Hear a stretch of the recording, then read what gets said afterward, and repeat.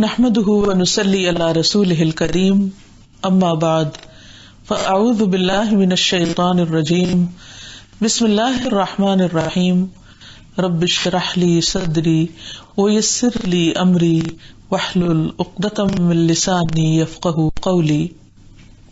ناظرین، پروگرام اللہ کے خوبصورت نام کے ساتھ آپ کی خدمت میں حاضر ہے۔ آج ہم انشاءاللہ اللہ سبحانہ و تعالیٰ کے نام الرقیب پر بات کریں گے۔ الرقیب نگہبان، نگران، پاسبان، محافظ۔ اللہ سبحانہ و تعالیٰ اپنے بندوں کی نگرانی کر رہا ہے، بلکہ وہ اپنی تمام مخلوق کی نگرانی کر رہا ہے، اس طرح کہ کسی لمحے کوئی بھی چیز اس سے غائب نہیں۔ وہ ان کی حفاظت بھی کر رہا ہے، وہ ان کا خیال بھی رکھتا ہے، وہ ان کی ضروریات بھی پوری کرتا ہے، وہ ان کی تمام حرکات و سکنات سے واقف ہے۔ تو آئیے ہم دیکھتے ہیں کہ اللہ سبحانہ و تعالیٰ کی یہ صفت کیا ہے اور ہم سے کیا تقاضا کرتی ہے۔ سب سے پہلی چیز تو یہ کہ اللہ سبحانہ و تعالیٰ ہر چیز پر نگران ہے، اور اس کا ذکر قرآن مجید میں ہمیں ملتا ہے۔ سورۃ الاحزاب کی آیت نمبر 52 میں اللہ تعالیٰ فرماتے ہیں وَكَانَ اللَّهُ عَلَى كُلِّ شَيْءٍ رَقِيبًا، اور ہے اللہ سبحانہ و تعالیٰ ہر چیز پر نگران، ہر چیز کو واچ کر رہا ہے، کوئی بھی چیز اس سے چھپی ہوئی نہیں ہے۔ سورۃ النساء میں فرمایا وَاتَّقُوا اللَّهَ الَّذِي تَسَاءَلُونَ بِهِ وَالْأَرْحَامَ ان اللہ کان علیکم رقیبا، اور اللہ سے ڈرو جس کے واسطے سے تم ایک دوسرے سے سوال کرتے ہو، اور رشتوں سے بھی، بے شک اللہ ہمیشہ تم پر پورا نگہبان ہے۔ یعنی جو بھی تم اعمال کر رہے ہو، لوگوں کے حقوق میں کوئی ڈنڈی مار رہے ہو، یا پھر کسی کو کوئی فائدہ پہنچا رہے ہو یا دھوکہ دے رہے ہو، تو تمہارے یہ تمام تر اعمال اللہ سبحانہ تعالیٰ کی نگرانی میں ہے۔ وہ نگرانی کیوں کر رہا ہے؟ اس لیے کہ بندوں کو ان کے اعمال کی پورے عدل کے ساتھ صحیح طور پر جزا یا سزا دے سکے۔ انسان کو ہمیشہ یہ یاد رکھنا چاہیے کہ انسان کا ہر چھوٹے سے چھوٹا عمل اور بڑے سے بڑا عمل اللہ کی نگاہ میں ہے، اس لیے وہ اللہ سے ڈرتا ہوا، اللہ کی نگرانی سے ڈرتے ہوئے ہمیشہ درست کام کرنے کی کوشش کرے۔ پھر اسی طرح اللہ سبحانہ تعالیٰ ہر چھوٹی اور بڑی سب چیزوں کو جانتے ہیں۔ قرآن مجید میں اللہ تعالیٰ فرماتے ہیں قل ان تخفوا ما فی صدورکم او تبدوه یعلمہ اللہ ویعلم ما فی السماوات وما فی الارض واللہ علی کل شیء قدیر۔ کہہ دیجئے اگر تم اسے چھپاؤ جو تمہارے سینوں میں ہے، یعنی دل کی باتیں تم لوگوں سے چھپاؤ یا اسے ظاہر کر دو، اللہ اسے جان لے گا۔ یعنی بندوں سے چھپا سکتے ہو لیکن اللہ سے نہیں چھپا سکتے، اور وہ جانتا ہے جو کچھ آسمانوں میں ہے اور جو کچھ زمین میں ہے۔ تو انسان کو ہمیشہ یہ یاد رکھنا چاہیے کہ اس کے تمام اعمال حتیٰ کہ سینے کے بھید بھی اللہ سبحانہ تعالیٰ کے علم میں ہے، اور کوئی چھوٹی سے چھوٹی بات بھی اس سے چھپی ہوئی نہیں ہے۔ پھر اسی طرح یہ ہے کہ ایک اور جگہ پر اللہ تعالیٰ فرماتے ہیں ان تبدوا شیئا او تخفوہ فإن اللہ کان بکل شیء علیما، اگر تم کسی چیز کو ظاہر کرو یا اسے چھپاؤ تو بے شک اللہ تعالیٰ ہمیشہ سے ہر چیز کو خوب جاننے والا ہے۔ یعنی خواہ وہ انسان کے خیالات ہو، خواہ وہ کوئی مادی چیز ہو، خواہ وہ کوئی بات ہو، کوئی راز ہو، کوئی بھی چیز ہو، ہر چیز سے اللہ تعالیٰ خوب واقف ہے۔ اس لیے انسان کو اپنے ظاہر اور باطن کی بھی حفاظت کرنی چاہیے۔ جیسے کہ ایک حدیث میں آتا ہے کہ نبی صلی اللہ علیہ وسلم نے لوگوں سے فرمایا کہ لوگوں اپنے رب سے حیا کرو جیسے حیا کرنے کا حق ہے۔ لوگوں نے کہا کہ ہم تو اللہ سبحانہ تعالیٰ سے حیا کرتے ہیں۔ آپ نے فرمایا ایسے نہیں، بات یہ ہے کہ سر اور جو کچھ اس کے اندر ہے اس کے بارے میں اللہ سے حیا کرو، اور پیٹ اور جو کچھ اس کے اندر ہے اس کے بارے میں اللہ سے حیا کرو۔ سر اور اس کے اندر سے مراد کیا ہے کہ اپنے خیالات کی حفاظت کرو، اپنے دل میں ایسی باتیں بھی نہ لاؤ کہ جو فحش قسم کی ہوں اور وہ اللہ سبحانہ تعالیٰ کو ناپسند ہو، یا کسی کے بارے میں ایسا برا گمان نہ رکھو کہ جس کی کوئی دلیل نہ ہو. پھر اسی طرح انسان اپنے پیٹ اور جو اس کے اندر ہے، یعنی کھانا پینا ہو یا باقی اس کی خواہشات ہوں، ان کے بارے میں بھی، کیونکہ سینے میں ہی انسان کا دل بھی ہے، خواہشات بھی ہیں، ان کے بارے میں بھی انسان اللہ سبحانہ تعالیٰ سے حیا کرے. یعنی اللہ تعالیٰ کی نگرانی صرف ظاہری چیزوں میں نہیں ہے، ہمارے باطن پر بھی ہے. اور جو اللہ سے حیا کرتا ہے، شرماتا ہے، وہ اپنے باطن کی بھی اصلاح اور تزکیے کی فکر کرتا ہے، کیونکہ اسے معلوم ہے کہ وہاں بھی نگرانی ہو رہی ہے. اب دیکھیے کہ ہم بندوں کی نگرانی کس قدر گھبراتے ہیں. اگر کسی وقت ہمیں یہ احساس ہو جائے کہ ہمارے پیچھے کوئی لگا ہوا ہے، یا کوئی کیمرے ہیں جن سے ہمیں واچ کیا جا رہا ہے، یا کوئی خفیہ ادارے ہیں جو ہماری حرکات و سکنات پر نظر رکھے ہوئے ہیں، تو انسان ان معاملات میں کس قدر کانشیس ہو جاتا ہے، فکر مند ہو جاتا ہے، اور ہر بات نپی تلی کرتا ہے. اگر انسانوں کا ڈر انسان کو اتنا کانشیس بنا دیتا ہے، اتنا محتاط کر دیتا ہے، تو اللہ سبحانہ وتعالیٰ کی نگرانی اور سرویلنس کا احساس انسان کو کس قدر متقی اور پرہیزگار بنا دے اگر وہ واقعی اللہ سے ڈرنے والا ہو. پھر اسی طرح اللہ سبحانہ وتعالیٰ بندوں کی سرگوشیوں اور رازوں سے بھی خوب واقف ہے، ان کی بھی نگرانی فرماتا ہے. اللہ تعالیٰ فرماتے ہیں ام یحسبون انا لا نسمع سرهم ونجواهم بلا ورسلنا لدیہم یکتبون. یا وہ گمان کرتے ہیں کہ بے شک ہم ان کے رازوں اور ان کی سرگوشیوں کو سنتے نہیں، کیوں نہیں، ہمارے بھیجے ہوئے ان کے پاس لکھتے جا رہے ہیں. یعنی ہم خود بھی سنتے ہیں، جانتے ہیں، اور اس کے ساتھ ساتھ جو فرشتے ہم نے مقرر کر رکھے ہیں وہ بھی خوب جانتے ہیں. پھر اسی طرح اللہ سبحانہ وتعالیٰ چھوٹی سے چھوٹی چیز سے لے کر بڑی سے بڑی چیز جو کائنات کے اندر ہے ان سب کی بھی نگرانی کر رہا ہے. یعنی وہ آسمانوں کی، ستاروں کی، سیاروں کی، زمین پہ چلنے پھرنے والی مخلوق کی، جو جنگلوں میں، صحراؤں میں، دریاؤں میں رہتی ہے، ہر ایک کی نگرانی کر رہا ہے کہ کون کس کے ساتھ کیسا معاملہ کر رہا ہے، کون اس وقت کہاں ہے، کون زندہ ہے، کون مر چکا ہے، اور کون مرنے کے مراحل میں ہے. یہ سب کچھ اللہ سبحانہ تعالیٰ اپنے وسیع علم کی بنا پر کرتا ہے. ایک آیت میں آتا ہے یدبر الامر من السماء الى الارض، کہ وہ آسمان سے زمین تک کے سارے معاملات کی تدبیر کرتا ہے. ثم يعرج إليه في يوم كان مقداره 1000 سنة مما تعدون ذلك عالم الغيب والشهادة العزيز الرحيم.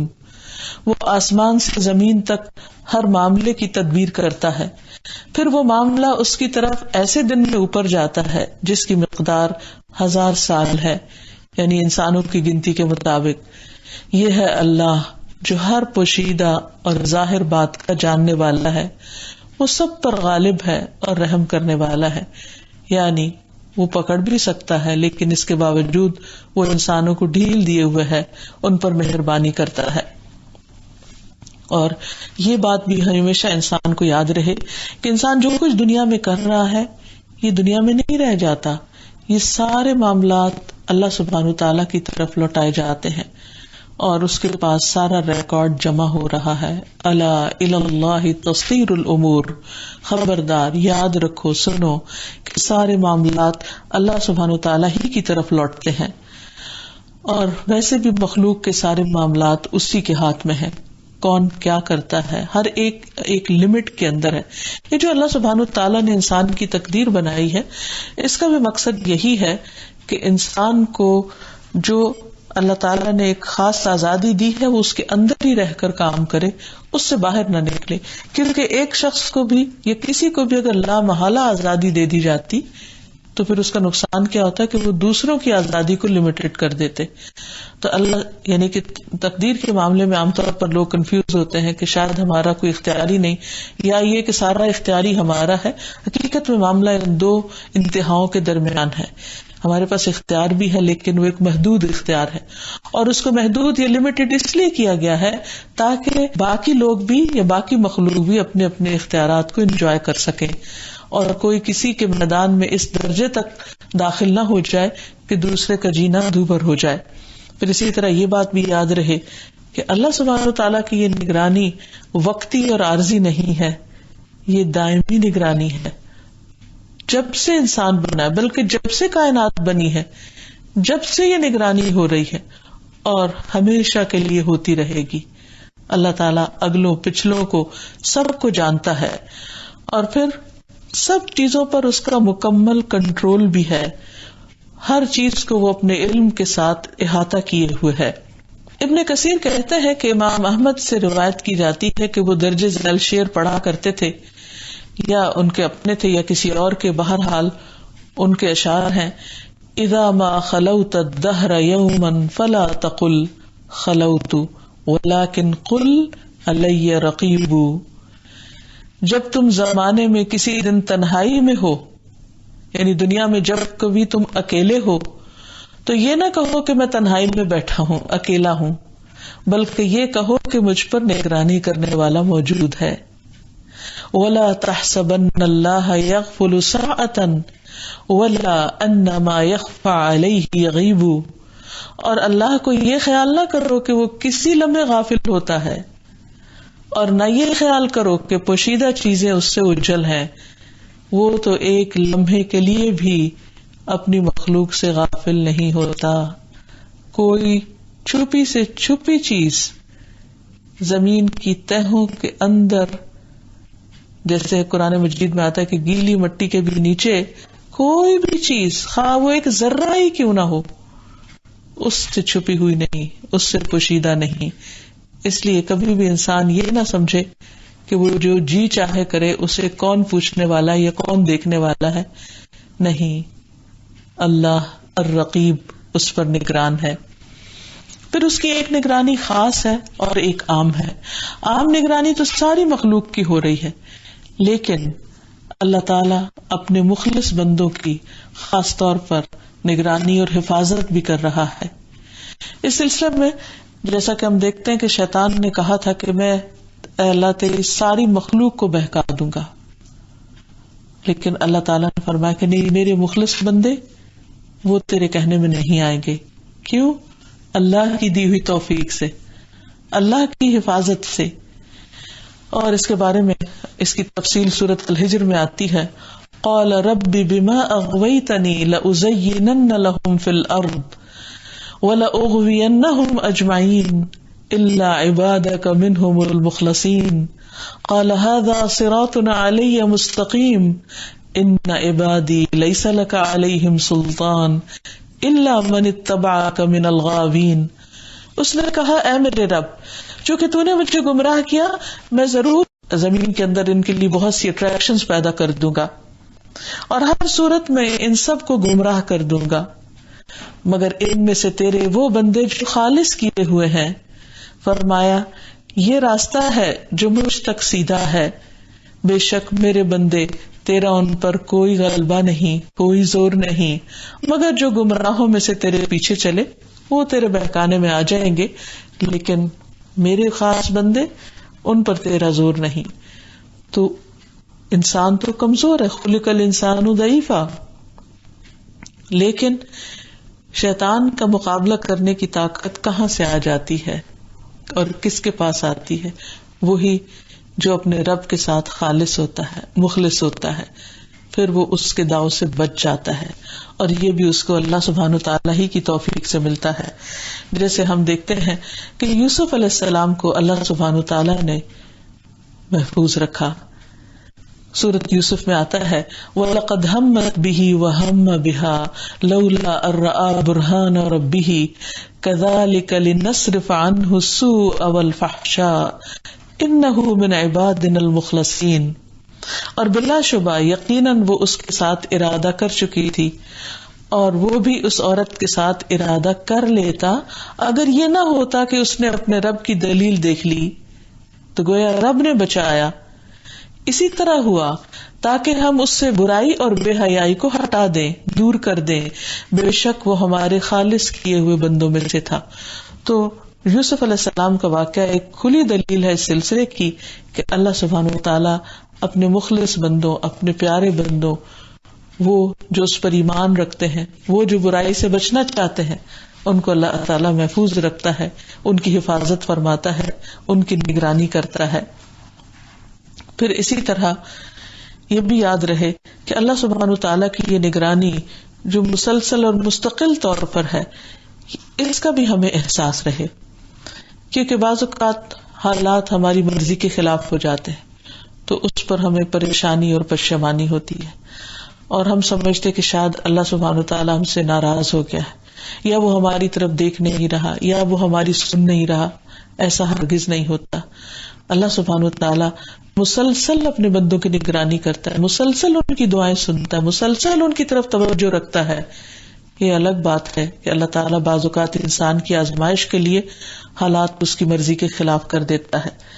اللہ تعالیٰ اپنے پیارے پیغمبر محمد صلی اللہ علیہ وسلم کو صبر کی تلقین کرتے ہوئے فرماتے ہیں وَاصْبِرْ لِحُكْمِ رَبِّكَ فَإِنَّكَ بِأَعْيُنِنَا. آپ اپنے پروردگار کا حکم آنے تک صبر سے کام لیجئے، بلا شبہ آپ ہماری نگاہوں کے سامنے ہیں. یعنی ہم آپ سے غافل نہیں ہیں، ہم آپ کی تکلیف کو دیکھ رہے ہیں، آپ کی پریشانیوں کو دیکھ رہے ہیں، آپ کے دشمنوں کی مخالفتوں کو دیکھ رہے ہیں، لیکن ابھی ان کو مہلت دی جا رہی ہے، شاید وہ ہدایت پا جائیں. اس لیے آپ کے لیے ابھی وقت آزمائش کا ہے، صبر کا ہے. نوح علیہ السلام سے اللہ تعالیٰ نے فرمایا وَاصْنَعِ الْفُلْكَ بِأَعْيُنِنَا وَوَحْيِنَا، اور ہماری آنکھوں کے سامنے اور ہمارے حکم کے مطابق کشتی بناؤ، یعنی تمہارا یہ عمل بھی ہم دیکھ رہے ہیں. تو گویا بندہ جو بھی کام کر رہا ہوتا ہے وہ اللہ تعالیٰ کی نگاہ میں ہوتا ہے. اگر اچھا کام کر رہا ہے تو محبت کی نگاہیں اس پر پڑتی ہیں، اور اگر برا کام کر رہا ہے تو ناراضگی کی نگاہیں ہوتی ہیں اللہ سبحانہ و تعالیٰ کی. تو اس سے اللہ تعالیٰ ہم سب کو محفوظ رکھے. لیکن کبھی بھی انسان جب اچھا کام کرے تو اس کو لوگوں کو دکھانے کا شوق نہیں ہونا چاہیے، اس کو صرف اور صرف اللہ کے لیے کرنا چاہیے. اور جس انسان کے اندر یہ یقین پختہ ہو جائے کہ میرا رب دیکھ رہا ہے، کیونکہ وہ دکھاوے کا جو شوق ہے اندر، وہ اس کی سیٹسفیکشن بہت اچھی طرح ہو جاتی ہے اگر اس صفت پر انسان کا ایمان مضبوط ہو جائے کہ اللہ نگرانی کر رہا ہے، وہ دیکھ رہا ہے، الرقیب ہے، اور اگر اس نے میرا اچھا عمل دیکھ لیا تو کسی اور کو دکھانے کی ضرورت ہی نہیں ہے. اور اس طرح انسان شو آف کرنے سے اور دکھاوا کرنے سے محفوظ ہو جاتا ہے، اور اس کے عمل بھی محفوظ ہو جاتے ہیں. پھر اسی طرح اللہ سبحانہ وتعالیٰ مخصوص قسم کے حالات میں اپنے خاص بندوں کی کس طرح حفاظت کرتا ہے. موسیٰ علیہ السلام کا واقعہ ہم سب کے سامنے ہے.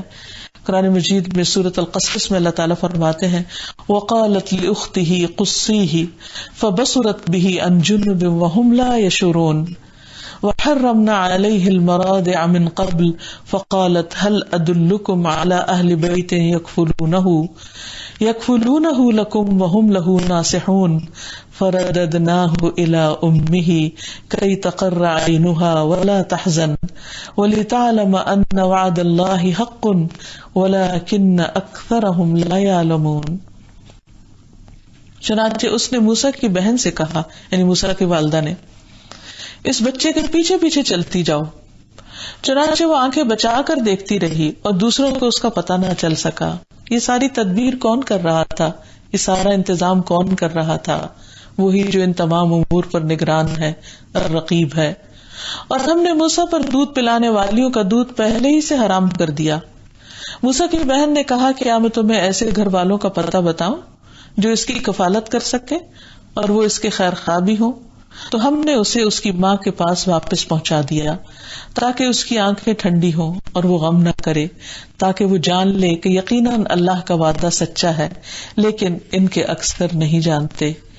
تو اس سے یہ پتہ چلتا ہے کہ اللہ سبحانہ وتعالی ایسے حالات میں جب کہ بظاہر سارے مادی وسائل منقطع ہو چکے ہوں، سارے اسباب ختم ہو چکے ہوں، کس طریقے سے اپنے بندوں کی نگرانی کرتا ہے، کیسے حفاظت کرتا ہے، کیسے نگہبانی کرتا ہے، کیسے بچاتا ہے، اور کیسے سارے رزق کے اسباب مہیا کرتا ہے جیسے موسیٰ علیہ السلام کے لیے کیے.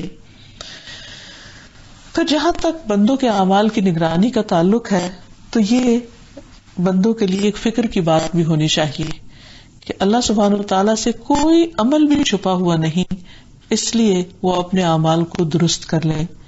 قرآن پاک میں اللہ تعالیٰ جو فرماتے ہیں افمن هو قائم علی کل نفس بما کسبت، کیا بھلا وہ جو ہر جان پر اس کا نگران ہے، ہر جان پر نگران ہے جو بھی اس نے کمائی کی. کیا وہ دوسروں کے برابر ہو سکتا ہے؟ یعنی کوئی انسان کسی انسان کی دن رات نگرانی کر ہی نہیں سکتا، کوئی انسان کسی کے بارے میں جان ہی نہیں سکتا، حقیقت معلوم ہی نہیں کر سکتا، ہر ایک کا علم ناقص ہے. لیکن اللہ سبحانہ و تعالی ہر بندے کے بارے میں ٹھیک ٹھیک پورا پورا جانتے ہیں، کیونکہ اللہ تعالیٰ بندے سے ایک لمحے کے لیے بھی غافل نہیں ہوتے. کیونکہ بعض اوقات انسان کوئی اچھے کام کر رہا ہوتا ہے اور بیچ میں پھسل جاتا ہے اور پھر اچھا کام کر لیتا ہے. اگر کوئی انسان کسی کی نگرانی کرے تو ہو سکتا ہے وہ غلطی کو دیکھ ہی نہ سکے. کتنی دفعہ آپ دیکھیے زندگی میں انسان تحریر لکھتے ہوئے غلطی کر جاتا ہے، بولتے ہوئے غلطی کر جاتا ہے، ایک کام کئی بار کیا ہوتا ہے اور اس میں انسان پھر بھول جاتا ہے. ایسی بھول چوک کون دیکھتا ہے؟ کوئی انسان ہو سکتا ہے نوٹس نہ لے، لیکن اللہ سبحانہ وتعالیٰ کے سامنے ہر چیز ہوتی اور پھر بھی وہ اپنے بندوں سے درگزر کرتا رہتا ہے اور ان کو معاف کرتا چلا جاتا ہے. یہی اس کی اپنے بندوں کے ساتھ رحمت، فضل اور کرم نوازی ہے. ایک اور جگہ پر آتا ہے وَقُلِ اعْمَلُوا فَسَيَرَى اللَّهُ عَمَلَكُمْ وَرَسُولُهُ وَالْمُؤْمِنُونَ وَسَتُرَدُّونَ إِلَى عَالِمِ الْغَيْبِ وَالشَّهَادَةِ فَيُنَبِّئُكُم بِمَا كُنتُمْ تَعْمَلُونَ. ان سے کہیے کہ عمل کرتے جاؤ، اللہ، اس کا رسول اور سب مومن تمہارے طرز عمل کو دیکھ لیں گے. ان قریب تم کھلی اور چھپی چیزوں کے جاننے والے کی طرف لوٹائے جاؤ گے تو وہ تمہیں بتائے گا کہ تم کیا کرتے رہے ہو. یہاں یہ یاد رکھنا چاہیے کہ ہم اللہ تعالیٰ صرف اعمال کو دیکھ ہی نہیں رہا، بلکہ وہ اس لیے دیکھ رہا ہے کہ بندوں کو آج بھی اور کل بھی ان کے اعمال کے مطابق جزا دی جا سکے، اور وہ اسی لیے ہر عمل کی نگرانی کرتا ہے. عقبہ بن عامر کہتے ہیں کہ نبی صلی اللہ علیہ وسلم نے فرمایا، دن بھر کا کوئی عمل ایسا نہیں جس پر مہر نہ لگائی جاتی ہو. چنانچہ جب مسلمان بیمار ہوتا ہے تو فرشتے بارگاہ الہی میں عرض کرتے ہیں کہ پروردگار، تو نے فلاں بندے کو روک دیا. تو رب عز و جل فرماتا ہے کہ یہ جیسے اعمال کرتا رہتا تھا ان کی مہر لگاتے جاؤ حتیٰ کہ یہ تندرست ہو جائے یا فوت ہو جائے. یعنی بیماری کی وجہ سے انسان کا عمل رک جاتا ہے، لیکن اللہ سبحانہ تعالیٰ کا فضل نہیں رکتا. وہ اپنے ایسے بندے کو جو صحت کی حالت میں اچھے کام کرتا ہو، بیماری میں بھی اس کا اجر اس کو عطا کرتا رہتا ہے. پھر اسی طرح اللہ تعالیٰ جب ہم کوئی بھی کام کر رہے ہوتے ہیں، مثلا نماز پڑھ رہے ہوتے ہیں، تو اس وقت بھی ہماری نگرانی کر رہے ہوتے ہیں. ارشاد باری تعالیٰ ہے وَتَوَكَّلْ عَلَى الْعَزِيزِ الرَّحِيمِ الَّذِي يَرَاكَ حِينَ تَقُومُ وَتَقَلُّبَكَ فِي السَّاجِدِينَ، اور اس سب پر غالب نہایت رحم والے پر بھروسہ کرو جو آپ کو اس وقت دیکھ رہا ہوتا ہے جب آپ قیام کر رہے ہوتے ہیں، یعنی نماز میں کھڑے ہوتے ہیں. اب دیکھیے جب ہم نماز میں ہوتے ہیں تو خیالات کہاں سے کہاں بھٹکے بھی ہوتے ہیں اور نماز کی طرف توجہ کم ہی ہوتی. اس وقت اگر انسان یہ سوچے کہ اس وقت میرا رب مجھے دیکھ رہا ہے، میری نگرانی کر رہا ہے، تو چاہے انسان تنہا بھی ہو تو اس کی نگاہ کہیں نہ بھٹکے، اور خیال بھٹکے تو واپس لے آئے کہ نہیں، میرا رب مجھے دیکھ رہا ہے. اور پھر فرمایا اور سجدہ کرنے والوں کے درمیان آپ کے رکوع و سجود کی حرکات کو بھی دیکھتا ہے. یعنی صرف قیام کو نہیں دیکھتا، رکوع کو بھی دیکھتا ہے کہ کتنا کیا، کیسا کیا، کتنا لمبا تھا اور اس میں کتنی عاجزی تھی اور کتنا اللہ کو یاد کیا. اسی طرح سجدے کی کیفیت کو بھی، لمحوں کا بھی حساب رکھتا ہے کہ کس بندے نے اس کے آگے کتنی دیر عاجزی کی ہے اور کتنا ذکر کیا ہے. اور پھر انبیاء علیہ السلام کے عمل کو تو دیکھتا ہی ہے، عام بندوں کے عمل کو بھی دیکھتا ہے. اور انبیاء علیہ السلام جب دنیا سے چلے جاتے ہیں تو ان کی امت کو بھی پیچھے سے دیکھتا ہے کہ وہ کیا کرتے ہیں. جیسے عیسیٰ علیہ السلام کا ذکر آتا ہے. عبداللہ بن عباس رضی اللہ عنہما نے بیان کیا کہ رسول اللہ صلی اللہ علیہ وسلم نے فرمایا، قیامت کے دن تم لوگ ننگے پاؤں، ننگے بدن اور بغیر ختنے کے اٹھائے جاؤ گے.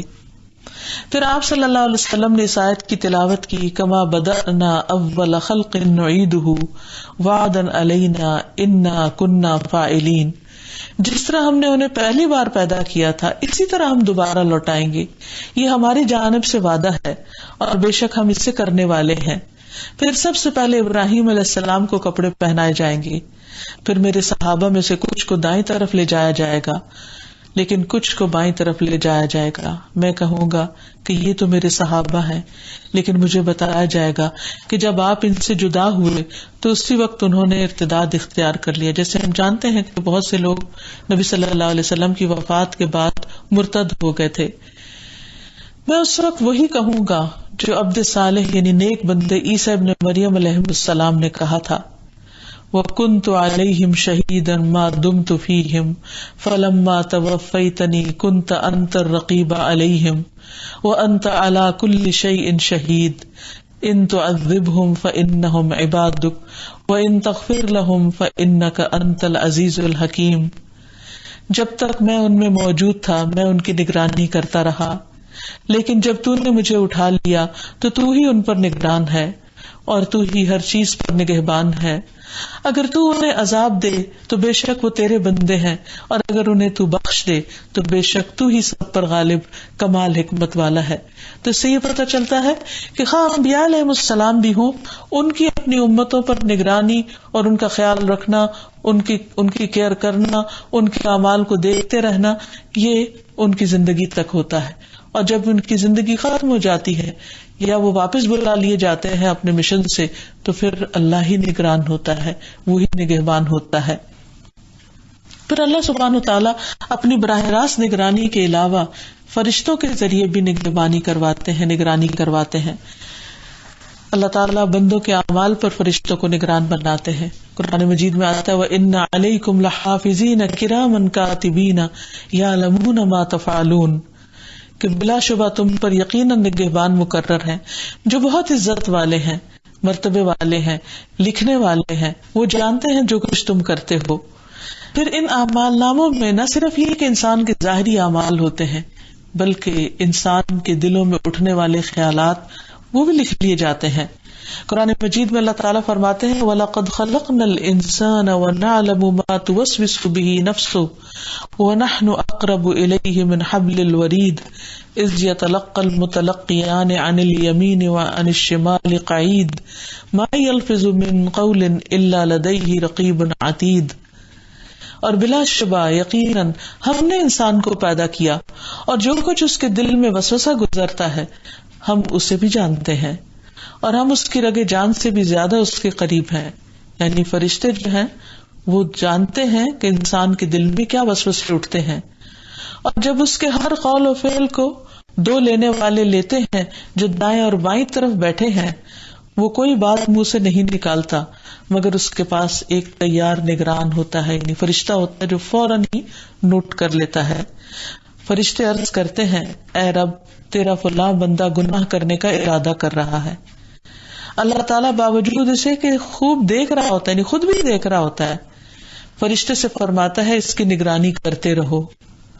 اگر یہ گناہ کر بیٹھے تو صرف اتنا ہی لکھنا جتنا اس نے گناہ کیا، اور اگر گناہ چھوڑ دے تو اس کے لیے نیکی لکھ دو کیونکہ اس نے گناہ میری ہی وجہ سے چھوڑا ہے ورنہ یہ کر گزرتا. تو یہ اللہ سبحانہ تعالیٰ کی رحمت ہے. یعنی اس سے آپ دیکھیے کہ ایک طرف اللہ تعالیٰ خود دیکھ رہے ہیں، ایک طرف فرشتے سے لکھوا رہے ہیں، اور عین اسی وقت جب کہ بندہ عمل کر رہا ہے فرشتے اللہ سبحانہ تعالیٰ سے کمیونیکیٹ بھی کریں کہ اللہ تعالیٰ تیرے اس بندے نے یہ غلط کام کر دیا ہے. تو اللہ تعالیٰ ان کو وہی انسٹرکشن دیتے ہیں کہ اچھا ابھی ذرا رک جاؤ، اگر یہ توبہ کر لیتا ہے تو اس گناہ کو نہ لکھنا بلکہ اس کے برعکس نیکی لکھ دینا. تو اس سے بڑی نگرانی اور اس سے بڑی کیئر کیا ہو سکتی ہے کہ اللہ سبحانہ تعالیٰ ساتھ ساتھ اپنی رحمت فرماتا جائے اور ساتھ ساتھ انسٹرکشنز بھی دیتا جائے. پھر اسی طرح نماز کے وقت بھی فرشتوں کی نگرانی ہوتی ہے. یعنی اللہ تعالیٰ خود تو دیکھ ہی رہے ہوتے ہیں لیکن فرشتے بھی انسان کے آس پاس ہوتے ہیں. نبی صلی اللہ علیہ وسلم نے فرمایا جب آدمی کسی جنگل میں ہو اور نماز کا وقت آئے تو وضو کرے، پانی نہ ہو تو تیمم کرے، پھر اگر تکبیر کہے تو اس کے دونوں فرشتے اس کے ساتھ نماز پڑھیں گے. یعنی وہ اکیلا ہے لیکن اللہ تعالیٰ اس کے ساتھ فرشتوں کو لگا دیتے ہیں. اگر اس نے آذان بھی دی اور تکبیر بھی کہی تو اس کے ساتھ اللہ کے اتنے بڑے بڑے لشکر نماز پڑھیں گے جن کے کنارے دکھائی نہ دیں گے. لیکن شرط یہ ہے کہ بندہ ایسے مقام پر جبکہ اور کوئی بھی اللہ کی عبادت نہ کر رہا ہو بظاہر انسانوں میں سے، بلکہ ہو ہی نہ وہاں کوئی، تو اس وقت بھی وہ اپنے رب کو نہ بھولے اور خالصتاً اس کے لیے اس کا نام بلند کرتے ہوئے وہ سارا ایکشن کرے جو اپنے گھر میں یا اپنے علاقے میں یا اپنی مسجد میں کرتا ہے، تو اللہ تعالیٰ اس کی مدد فرمائیں گے. پھر اسی طرح جو بندے مسجدوں میں پابندی سے جاتے ہیں تو ان کو بھی فرشتے واچ کرتے رہتے ہیں کہ وہ پہنچے ہیں یا نہیں پہنچے، اور یہ سب کچھ غیر محسوس طریقے سے ہو رہا ہوتا ہے. نبی صلی اللہ علیہ وسلم نے فرمایا بے شک بعض لوگ مسجد نشین ہوتے ہیں، یعنی مسجد سے محبت رکھتے ہیں کہ فرشتے ان کے ہم نشین ہوتے ہیں، وہ ان کے پاس بیٹھتے ہیں خواہ وہ اکیلے ہی مسجد میں ہو. اگر وہ غائب ہو جائیں تو وہ انہیں تلاش کرتے ہیں کہ آج آئے نہیں. اگر وہ بیمار پڑ جائیں تو ان کی تیمارداری کرتے ہیں، ان کے پاس جاتے ہیں. اگر انہیں کوئی ضرورت ہو تو ان کی مدد کرتے ہیں. یعنی ایسے لوگوں کے مددگار پھر فرشتے بن جاتے ہیں. تو آپ دیکھیے کہ اگر سارے ماحول میں سے، سارے معاشرے میں سے کوئی بھی اللہ کی اطاعت نہ کر رہا ہو، کوئی بھی مسجد نہ جا رہا ہو، کوئی بھی نیکی کے کام میں آگے نہ بڑھ رہا ہو، تو بھی انسان کو یہ سوچ کر کہ ہائے میں اکیلا، میرے کرنے سے کیا ہوگا، یا میں کیسے کروں، یا دل چھوٹا نہ کرے، یا اپنے آپ کو نیکی کے کام میں کبھی بھی تنہا محسوس نہ کرے. اس وقت انسان ہمیشہ یہ یقین رکھے کہ میں اکیلا نہیں ہوں، میرے ساتھ اللہ کے لشکر ہیں، میرے ساتھ اللہ کے فرشتے ہیں جو مجھے کمپنی دے رہے ہیں، جو میرے مددگار ہیں. اور اس کا ذکر قرآن مجید میں ملتا ہے کہ ان الذین قالوا ربنا اللہ ثم استقاموا تتنزل علیہم الملائکہ، بے شک وہ لوگ جنہوں نے کہا کہ اللہ ہمارا رب ہے اور اس پر وہ جم گئے، انہوں نے استقامت اختیار کی.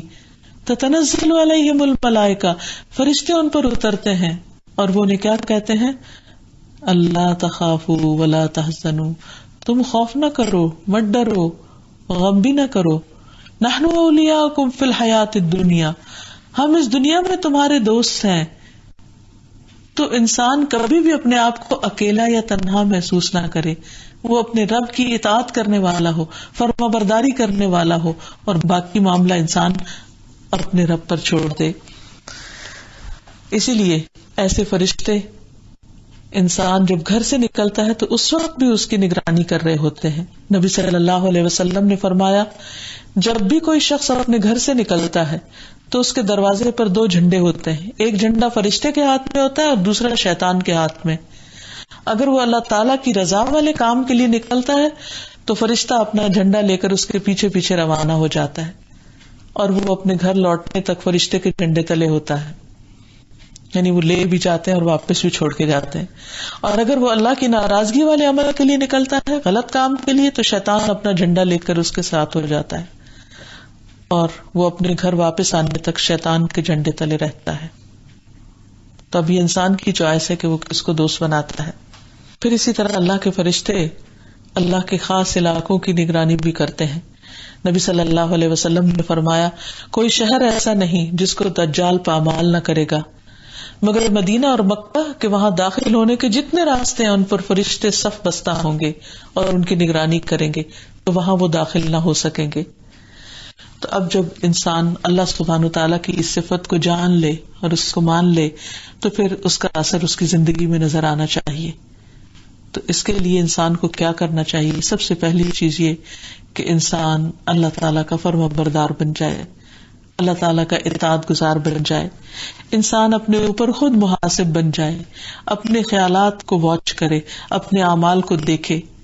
وہ اس ڈر سے کام نہ کرے کہ لوگ کیا کہیں گے، وہ دیکھے کہ کیا چیز اس کے رب کو پسند نہیں ہے اور پھر وہ شریعت کی حدود کی حفاظت کرنے والا ہو. پھر احسان کے درجے پر عبادت کرنے والا ہو. اور احسان کا درجہ کیا ہے کہ کام اتنے اچھے طریقے سے کرے گویا وہ اللہ تعالیٰ کو دیکھ رہا ہے، اور اگر یہ نہیں تو یہ یقین رکھے کہ اللہ اس کو دیکھ رہا ہے. یہ ہوتا ہے احسان، یہ ہوتا ہے کسی کام کا حسن، خوبصورت درجہ.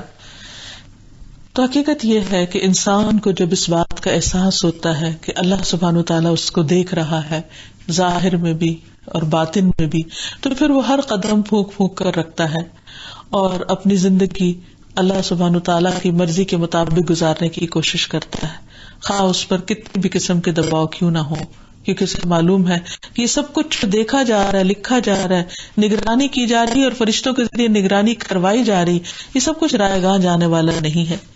تو اس سلسلے میں ہم دیکھتے ہیں کہ رسول اللہ صلی اللہ علیہ وسلم نے فرمایا کہ 3 چیزیں نجات دینے والی ہیں، جن میں سے ایک چھپے اور ظاہر میں اللہ کی خشیت، اللہ سے ڈرنا۔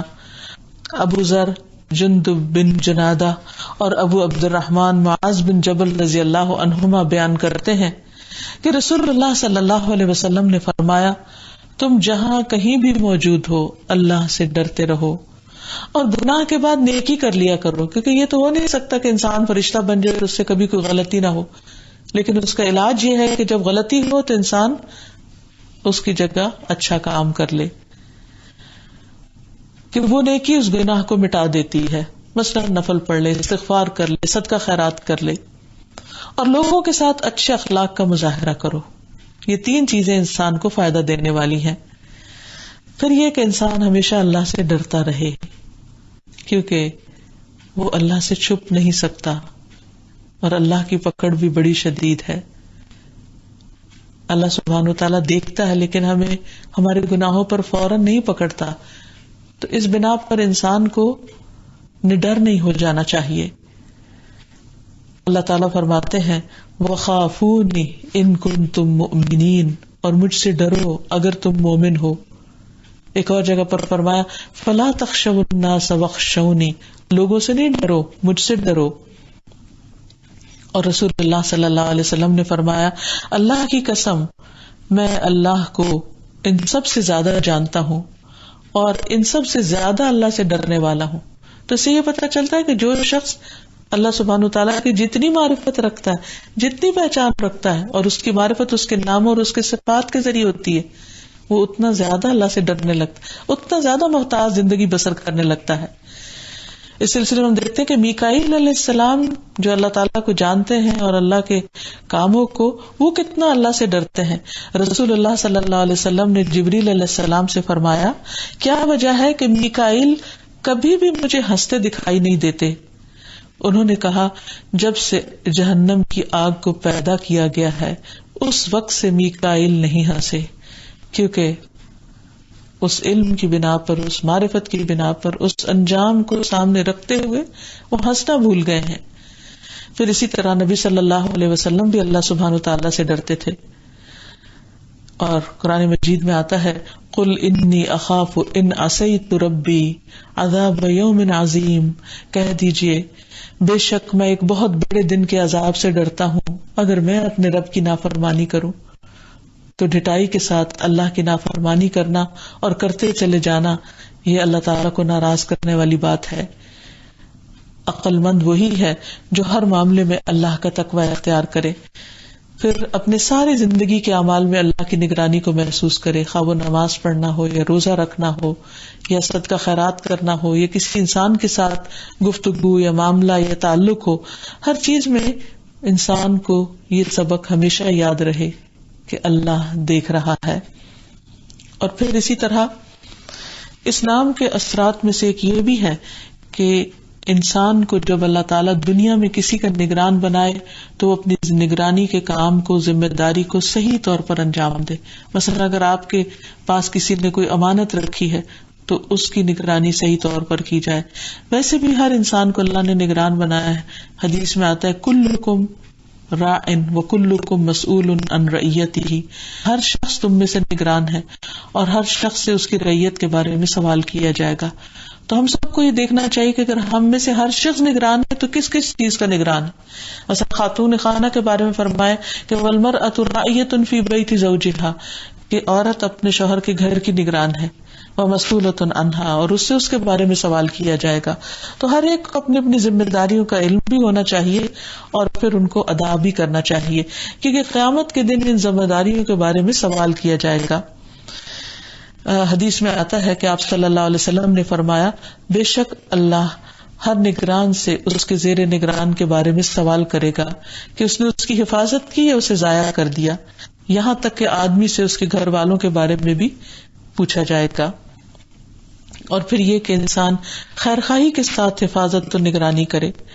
پھر خاص طور پر بچوں کے معاملات کی نگرانی کی جائے، کیونکہ وہ اپنے بارے میں خود اس طرح نگران نہیں ہو سکتے. پھر اسی طرح یہ ہے کہ جب کسی کو نگرانی کا کام دینا ہو تو اہلیت کی بنا پر دیا جائے، اور اس کو دیا جائے کہ جو اس میں خیانت نہ کرنے والا ہو. پھر اسی طرح یہ ہے کہ اس نام سے دعا کی جائے، کیونکہ اللہ سبحانہ وتعالی جو ہر وقت بندوں کی نگرانی کر رہا ہے، اس کا مطلب ہے کہ وہ ہر وقت بندوں کے بارے میں جانتا ہے، بندوں کے حالات کے بارے میں جانتا ہے. اس لیے یا رقیب کہہ کر اللہ سے دعا کی جائے کہ اللہ تعالی ہمیں اپنی ذمہ داریوں کو صحیح طور پر ادا کرنے کی توفیق عطا فرما. اور پھر نبی صلی اللہ علیہ وسلم نے ایک دعا یہ بھی سکھائی ہے کہ جو لوگ ہمارے بارے میں برائی کے نیت رکھتے ہیں ان کے شر سے بچنے کے لیے بھی اللہ تعالیٰ کی پناہ لی جائے. ایک دعا سکھائی گئی ہے بہت خوبصورت، اللہم انی اعوذ بک من جار السوء ومن زوج تشیبنی قبل المشیب ومن ولد یکون علی ربا ومن مال یکون علی عذابا ومن خلیل ماکر عینہ ترانی وقلبہ یرعانی ان رأى حسنۃ دفنہا واذا رأى سیئۃ اذاعہا. اے اللہ میں تیری پناہ طلب کرتا ہوں برے پڑوسی سے، ایسی بیوی سے یا شوہر سے جو مجھے بڑھاپے سے پہلے بوڑھا کر دے، ایسی اولاد سے جو میری آقا بن بیٹھے، ایسے مال سے جو میرے لیے باعث عذاب بن جائے، ایسے چال باز دوست سے جس کی آنکھیں مجھے تک رہی ہو اور جس کا دل میری نگرانی کرتا ہو، یعنی وہ عیب تلاش کر رہا ہو اور وہ میری ہر نیکی کو دباتا جائے اور میری ہر برائی کو نشر کرے. تو اللہ تعالیٰ سے دعا ہے کہ ہمیں برے لوگوں سے محفوظ رکھے اور ہمیں اپنی نگرانی کا احساس دے تاکہ ہمارے اعمال اس کی مرضی کے مطابق ہو جائیں. وآخر دعوانا ان الحمد للہ رب العالمین.